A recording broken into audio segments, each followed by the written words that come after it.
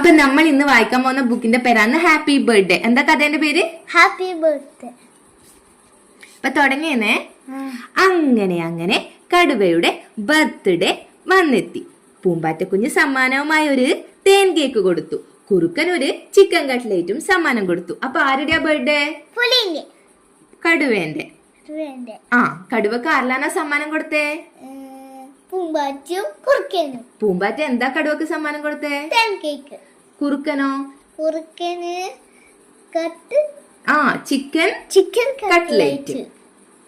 കടുവ ഗമയിൽ മെഴുകുതിരി കത്തിച്ച് സന്തോഷത്തോടെ കേക്ക് മുറിച്ചു. കടുവക്ക് നല്ല സന്തോഷായല്ലേ? അപ്പൊ കടുവ നല്ല ഗമയില് സന്തോഷത്തോടെ തന്നെ കേക്ക് മുറിച്ചു. കുഞ്ഞി പൂമ്പാറ്റയ്ക്ക് തന്നെ ആദ്യ കഷ്ണം നൽകി. മുറിച്ചതിൽ ബാക്കി കേക്ക് പൊതിഞ്ഞും കൊടുത്തു. അപ്പൊ ആദ്യം ആർക്കാന്ന് നൽകിയത് കേക്ക് മുറിച്ചിട്ട്? പൂമ്പാറ്റക്ക്. എന്നിട്ടോ ബാക്കി കഷ്ണം പൂമ്പാറ്റക്ക് പൊതിഞ്ഞും കൊടുത്തു. എന്നിട്ട് എന്താ കുറുക്കൻ കടുവ പറഞ്ഞേന്നറിയാം? ഞങ്ങൾ ഇത് കഴിക്കില്ല കേട്ടോ. അതാ പൂമ്പാറ്റെ കടുവ സങ്കടത്തോടെ പറഞ്ഞു. അപ്പൊ കടുവക്ക് അത് തിരിച്ചു കൊടുക്കുമ്പോ സങ്കടം ഉണ്ടായിനല്ലേ? എന്നിട്ട് എന്താ ചെയ്തേന്നറിയാം?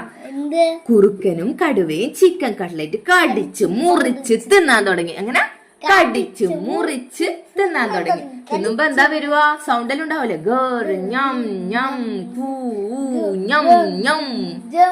എന്നിട്ടോ കട്ട്ലേറ്റ് തീരും മുമ്പേ കടുവ ചോദിച്ചു, ഒരു കഷ്ണം തരട്ടെ പൂമ്പാറ്റെ? പൂമ്പാറ്റേനോട് ചോദിക്കുന്നുണ്ടല്ലേ തരട്ടേന്ന്. അപ്പൊ പൂമ്പാറ്റ എന്താ പറഞ്ഞേ? ഞങ്ങൾ ഇത് കഴിക്കില്ല കേട്ടോ. അതാ കടുവേന്ന്. പൂമ്പാറ്റ കട്ട്ലേറ്റ് കഴിക്കുവോ? അപ്പൊ ഞങ്ങൾ ഇത് കഴിക്കില്ല കേട്ടോ. അതാ കടുവേ. ഹാപ്പി ബർത്ത്ഡേ കടുമോൻ. ഹാപ്പി ബർത്ത്ഡേ ടു യു കടുമോൻ. അപ്പൊ നമ്മള് ബർത്ത്ഡേ ഉണ്ടെങ്കിൽ എങ്ങനെയാ വിഷ് ചെയ്യുവാ? എങ്ങനെ വിഷ് ചെയ്യുവാ? Happy birthday. എങ്ങനെ വിഷ് ചെയ്യുവാ? Happy birthday. എന്നിട്ടോ അങ്ങനെ പൂമ്പാറ്റ കടുവ പൊതിഞ്ഞു കൊടുത്ത കേക്കുമായി പാറിപ്പോയി. പാറിപ്പോകുമ്പോ നമ്മൾ എന്താ പറയാ?